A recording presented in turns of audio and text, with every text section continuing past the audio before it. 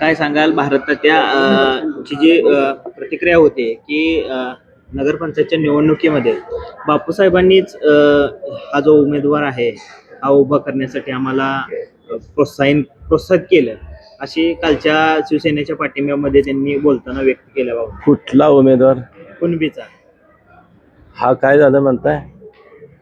बापूसाहेबांची चर्चा करूनच सगळ्या गोष्टी झालेल्या आहेत असं त्यांचं मला मुळात एक लक्षात घ्या, त्यांचं सेपरेट पॅनल होतं हे तुम्ही समजून घ्या. कशाला? नगरपंचायतला त्यांचं सेपरेट पॅनल होतं. भारतीय जनता पार्टीचं एक पॅनल होतं आणि शिवसेनेचं पॅनल होतं. मुळात एक लक्षात आहे की मी दुसऱ्या पॅनलचा दुसऱ्या पार्टीचा उमेदवार मी ठरवू शकत नाही ना. असं कसं असते ते? एक गोष्ट लक्षात घ्या, निवडणुकीच्या अगोदर माझी त्यांची बैठक झाली होती. निवडणूक लागल्यावर तेव्हा आपण एकत्र त्या ठिकाणी काम करूया का, परंतु आता त्यांनी जर ह्या गोष्टी सांगितल्या असतील तर मग ते मी तुम्हाला मुद्दामून माझंही कर्तव्य आहे, काही गोष्टी चर्चा झाल्या त्या सांगणं गरजेचं आहे.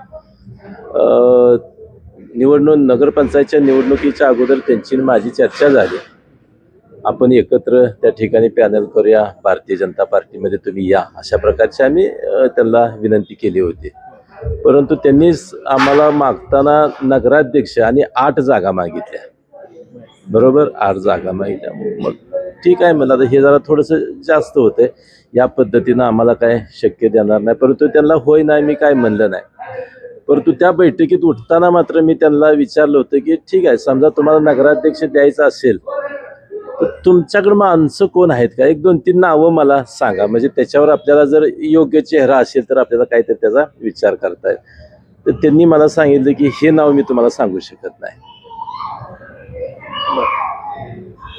मग त्याच्यानंतर त्यांनी कुणबी काढला होता, दाखला त्यांना उभा करायचं होतं, हे त्यांनी माणूस उभा केला उमेदवार.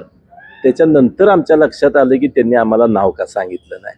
कारण त्यांनी जर ते नाव सांगितलं असतं त्या बैठकीत तर आम्ही त्यांना म्हणलं असं ह्या मुद्द्यावर आम्ही एकत्र येऊ शकणार नाही. त्या बैठकीत मी त्यांना विचारलं होतं की नगराध्यक्षाचा चेहरा कोण असणार आहे, समजा आम्ही एकत्र काम करायचं असेल तर. ते म्हणले मी आताच काय तुम्हाला नाव सांगणार नाही, पण आहेत माझ्याकडे माणसं. तर मी त्यांचा उमेदवार असं कधी होईल का? आता ही एवढी सगळी मोठी माणसं मी सांगून उमेदवार नगराध्यक्षाचा कोण उभा करेल का, सांगा बरं. त्यामुळे आता हे थोडंसं काहीतरी वेगळ्या पद्धतीनं बोलायचे एक हे आहे, पद्धत आहे. तसं काय घडलेलं नाही आणि मी तसं मान्य पण करणार नाही. माझी भूमिका, राजकीय भूमिका माझी क्लिअर आहे. मी कन्फ्यूज नाही. बघा मी काय म्हणतो, मी कुठंही कन्फ्यूज नाही. शाहू फुले, आंबेडकर ह्या विचारांनाच मी राजकारण करणारा कार्यकर्ता. ह्याच्यात मी बिलकुल कॉम्प्रोमाइज माझ्या ह्या विचारात होणार नाही. त्यांचे हे आरोप खोटे. आता मी सांगितलं ना, त्यांचा उमेदवारच मला माहीत नव्हता कोण आहे. मी त्यांना विचारलं होतं की आपण जर एकत्र करायचं, त्यांनी मी आताच सांगितलं होतं मला की त्यांनी मला सांगितलं की मला नगराध्यक्ष आणि 8 जागा द्या, असा त्यांचा प्रस्ताव होता. मुळात 8 जागा वगैरे हे जास्तच होतं. परंतु मी त्या बैठकीतनं उठताना मी त्यांना म्हणलं की तात्या तुमच्याकडे नगराध्यक्षाचा तर माणूस कोण आहे हे तर मला सांगा. तर त्यांनी मला नाव नाही सांगितलं. म्हणले आहे, मी तुम्हाला जर आपलं ठरलं तर मग आपण म्हणले एकत्र यायचं असेल तर मी माझं नाव सांगतो, तोपर्यंत मी काय सांगणार नाही. दिगंची मध्ये जाताय प्रचारामध्ये, तुम्ही सध्या आघाडीवरती दिसताय, लोकभावना काय आहेत? लोकभावना सरळ आहेत. भारतीय जनता पार्टीच्या उमेदवारांच्या पाठीमागं आहेत. नुसत्या दिगंचीमध्येच नाही, तालुक्यामध्ये वातावरण चांगलं आहे. म्हणजे भारतीय जनता पार्टीला चांगलं यश त्या ठिकाणी मिळेल, कारण आम्ही विकासाच्या मुद्द्यावर त्या ठिकाणी काम करतोय. आम्ही सगळे, पडळकर साहेब असतील, आम्ही असतील, आमचे सगळे कार्यकर्ते, आणि आता एका जीवानं आम्ही काम करतोय आणि काहीतरी व्हिजन घेऊन आम्ही काम करतो. कुठेतरी कुणाचा तरी पराभव करायचा आहे, कुणातरी टार्गेट करून आम्ही काही करत नाही. आम्ही विचार घेऊन चाललोय पुढे, लक्षात. त्यामुळे आम्हाला काही अडचण नाही त्याची.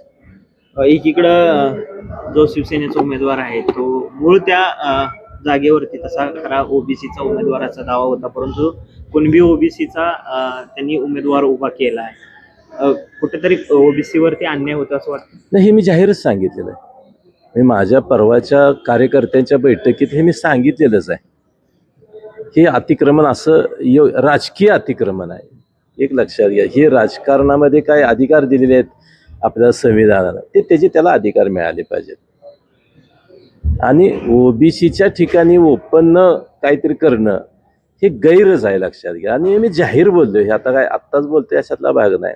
आणि तो त्या विचारानंच आम्ही जाणारी मंडळी आहोत, लक्षात घ्या. ह्याच्यात मी अजून तुम्हाला सांगतो, त्या दिवशी मी कार्यकर्त्यांच्या बैठकीत सांगितलं, आजही सांगतोय, ह्याच्यामध्ये ह्या विचारात कॉम्प्रोमाइज होणार नाही. फुले शाहू आंबेडकरांच्या विचारानंच आम्ही जाणार, ह्याच्यात कुठलंही कॉम्प्रोमाइज होणार नाही.